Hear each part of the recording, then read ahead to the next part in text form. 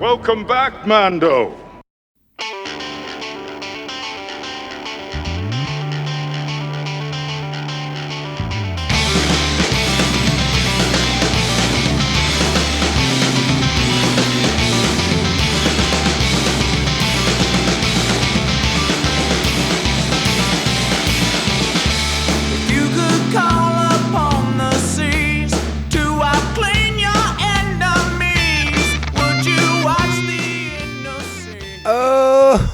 Oh, greetings, Bucketheads.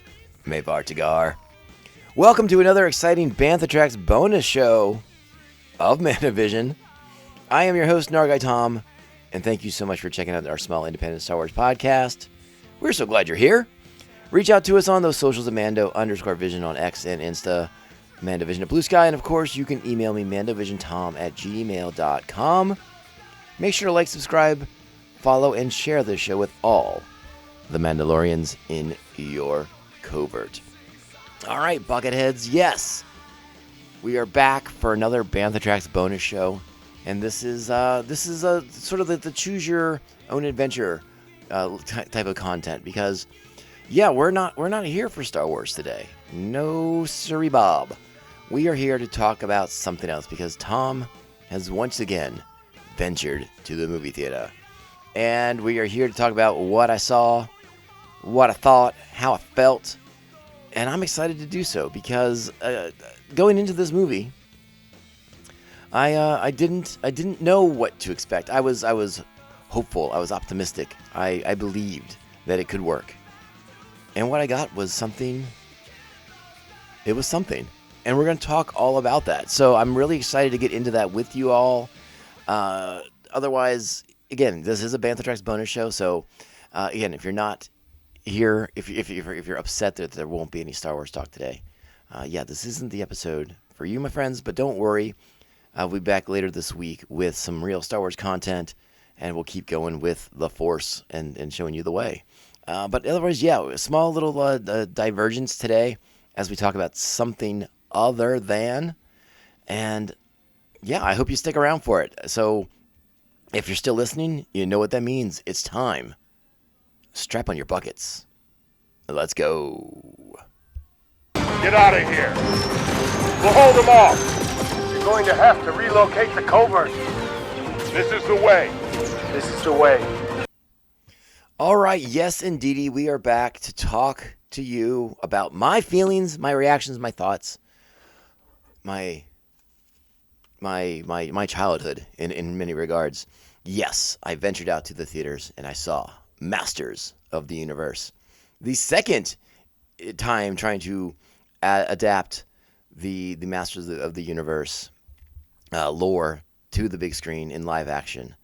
And let me tell you, friends, I saw that original one in the theaters with Dolph Lundgren, Frank Langella as Skeletor, and yes, I was a small child, but I love that movie. I have a super soft spot for that movie, even though it's not a super faithful adaptation of the He-Man mythos, even though it introduces characters we've never seen before, even though we spend most of the time on planet Earth in order to help keep the budget low. But I sat there in the movie theater at Wheaton Plaza and watched Masters of the Universe as a child in, what was that, 1987? My goodness, I was 8 or 9, I think, when that came out. Woo! And again, I understand its shortcomings. I'm well aware of them. I will help you point them out sometime. But it has a soft spot in my heart, in my soul, because I grew up in the 80s with Masters of the Universe animated shows. With the toys, we had all the toys. My brother and I had all the toys. We had Castle Grayskull, we had Snake Mountain, we had He-Man and Skeletor, and all of them, all the crazy, wild, hulked up characters they could think of. We had those action figures, and we played with them a lot. The He-Man toys were a lot of fun. They were big, they were plastic, they were kind of heavyweight, so you could have them really punch the crap out of each other. I remember feeding Trapjaw slices of Kraft American singles because he had a movable mouth, and why not put soft cheese into it for him to mash up and gnash and make a mess everywhere. We did that multiple times. So, yeah, he became, he was a member of Packer Nation. We turned him into a real big cheesehead. So, yeah, good stuff from our memories, right? So, yes, the nostalgia factor for this movie is extremely high. Now we get a new movie. We get a new iteration. Mattel and the people behind Masters of the Universe have been trying to get a new live-action movie up and running for years. There have been many, many directors and stars attached to it at various times. And then, we hear Travis Knight's linked to it. Travis Knight did Bumblebee. Bumblebee's a good time. And then we start hearing actual casting news, and we start thinking, is this going to happen? Is this Masters of the Universe / He-Man movie going to come to life? Starring Nicholas, I'm going to get your name wrong, sir, I apologize, Galitzine, Camila Mendez, Idris Elba, Jared Leto, Alison Brie's in the movie, Charlotte Riley, James Purfoy, Marina Baccarin. There's so many people in this movie. Like, this has got a pretty top-tier cast. And guess what? The movie came to life. They made it. They put it in the cinemas this summer. It's out right now. And let me tell you, friends, I encourage you to go. Yes, I've been beating around the bush for quite some time, but I had a great time watching this movie. I did not expect to have nearly as much fun as I did. I liked the trailers. I liked the things that we had seen leading up to this. I was cautiously optimistic, much like I was with The Mandalorian. I was cautiously optimistic that this was going to work. This take was going to be fun, and honor the character in the correct way. And I know that's a funny word to say, honor the character. Like He-Man is some sort of great mythical monstrosity that must be respected, like it's Homer's Odyssey or something along those lines. And of course it's not. But again, for me, for a lot of us from the 80s who grew up with this stuff, it is a form of mythology for us. They built a universe out of He-Man and the Masters of the Universe. And by extension, with Hordak and She-Ra and all the characters that came down the road. So there obviously is a fandom for this. It's out there, and they got a movie that I think really, really pays a lot of loving tribute and homage to that original animated series, to our memories as children, but gives us something that's also unique and fun and different, and interprets Prince Adam in a 2026 kind of way that's actually fun and kind of works. And if you're willing to go on the ride, if you're willing to accept these things, I think you'll have a really good time at the movie theaters. We're gonna keep things very light on spoilers. I'm not going to dive too deep into any specific elements of the plot or of the story or give anything away. But listen, let me tell you, there are a ton of fun Easter eggs, depending on your depth of knowledge of He-Man, of the internet even. and I think you'll be very, very rewarded for having invested in this fandom over the years. The one thing I don't know is I don't know how this movie plays for an audience that has no connection to He-Man, that has no understanding of what this world is, what this universe is, who these characters are. I don't know if it plays for that crowd. And there's something sort of funny and kind of ironic about that, because obviously the bulk of this cast is extremely young. He-Man / Prince Adam and Teela in particular are very, very young actors who did not come around in the 80s. Not even close. I've actually seen several interviews where, for many of them, their first exposure to He-Man was, in fact, He-Man, the internet video that went around, the sort of mashup of He-Man animated clips to Four Non-Blondes, What's Going On. That's some of these cast members' first exposure to He-Man's and the Masters of the Universe, which I found to be very, very, very sad for me, yet amusing. So keep that in mind. I don't know if you want to take your kids to this one, because I don't know if they're going to care. I don't know if they'll get invested in it. I don't know what their level of excitement would be for the picture. I freely admit, I saw this movie by myself. My wife has no interest in He-Man's and the Masters of the Universe.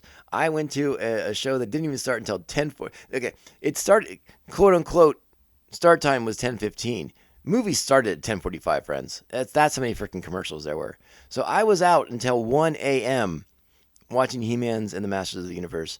This was a commitment on my part. I had to be really excited to see this movie if I'm going to go that late. Because many of you know, I turn into a pumpkin after dark. I don't leave the house. I don't go out. So this required some big time effort on my part. So you must know I have love for the characters. I have love for this universe, and I'm very, very delighted with what they did. That being said, if you want a sort of a measuring stick, a barometer of where I am with my He-Man love in recent years, I did very, very much enjoy the Kevin Smith produced animated series, Masters of the Universe. I think it was Revelation and Revolution, I think, were the two seasons of the show. I loved it. I thought it was great, a great cartoon, a great continuation, a great honoring of the characters and the legacies of them. And this movie is much like that. It's an introduction, but it's also an honoring of the legacy and of the heroes, of the traditions that we know and love from the show. Again, it's very much an origin, all right? We start off with Prince Adam, not He-Man, doesn't know about He-Man, all right? So, no, we go He-Man-less for a big chunk of this movie. And that's okay. That's good. What can I say that, again, not spoilery, as the trailer indicates? Yes, we do spend some time on Earth, like that original Dolph Lundgren picture, but we're not there for long. We're not there for long before the action shifts back to Eternia, and we are in the struggle for freedom against Skeletor and his evil forces. I will admit the movie starts off, it's a little, I found the opening 20-ish minutes to be somewhat uneven as we are spending time with young Prince Adam, with young Teela, getting trained by Man-at-Arms, by Duncan. And I shouldn't say uneven, but I think I wanted it to go a little faster. I was like, okay, I get it. But there's a big chunk of the audience that probably didn't get it and probably needed to get to know who these people are a little bit better and their relationship to one another. But yeah, after that, it goes pretty fast. We spend a little bit of time on Earth getting to know a 25-year-old Adam and what he's been up to, what he does for a living, which I found to be somewhat hilarious, knowing that character and his sort of background, or sort of like the way he was on the animated show. Again, I don't want to get spoilery, but it's fun. It's fun. The movie is fun.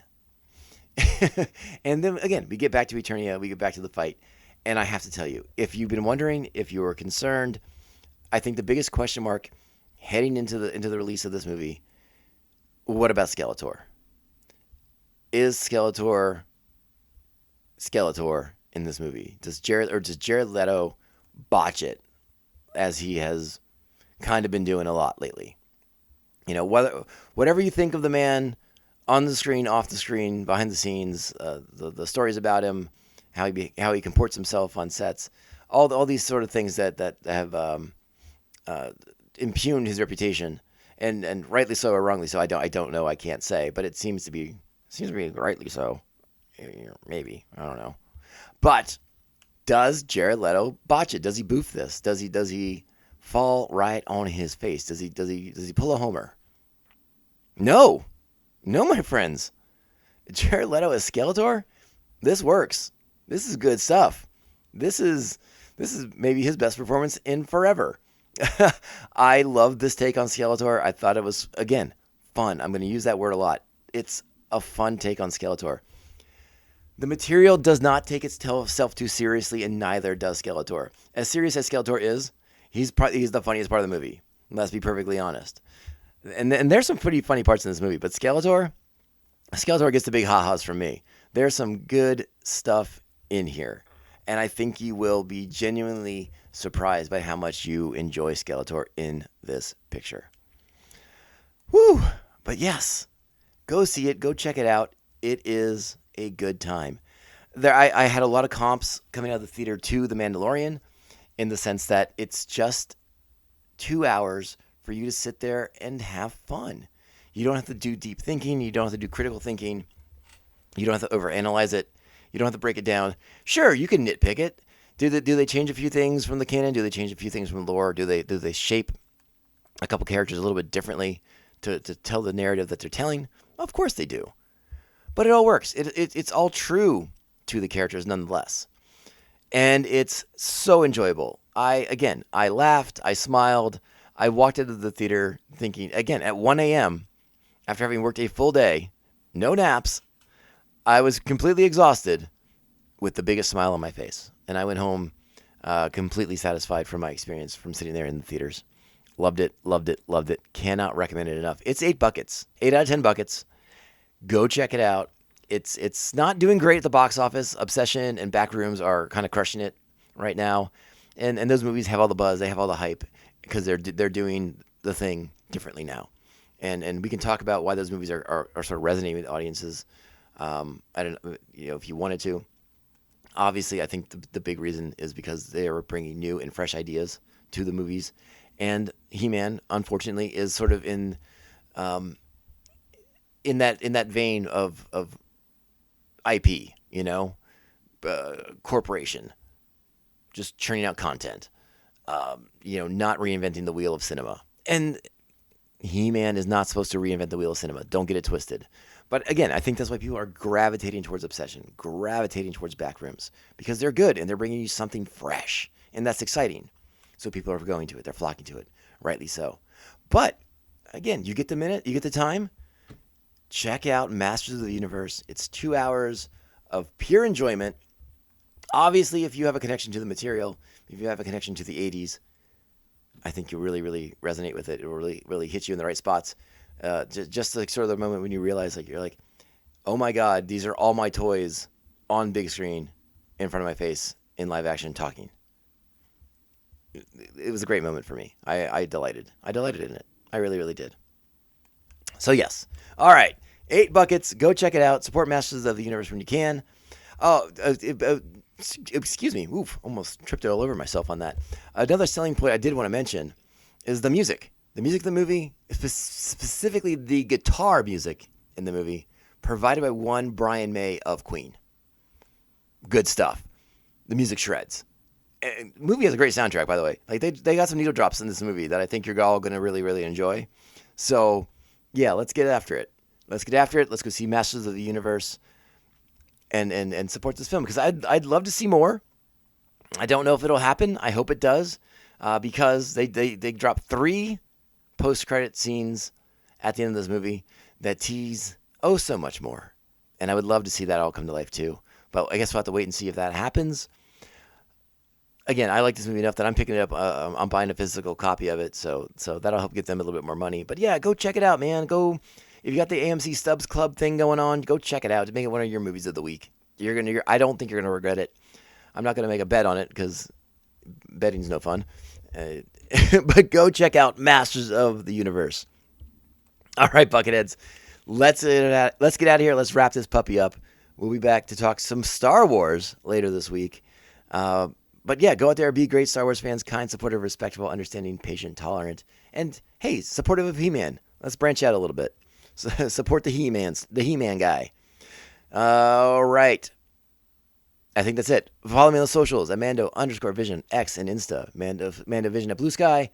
Email me at MandoVisionTom@gmail.com. Make sure to like, subscribe, follow, and share this show with all the Mandalorians in your covert. And of course, if you can, sweet 5-star reviews. They help us out so much. All right, Bucketheads, we're getting out of here. Remember, this podcast can only end one way. This is the way. This is the way. This is the way. This is the way. By the power of Grayskull.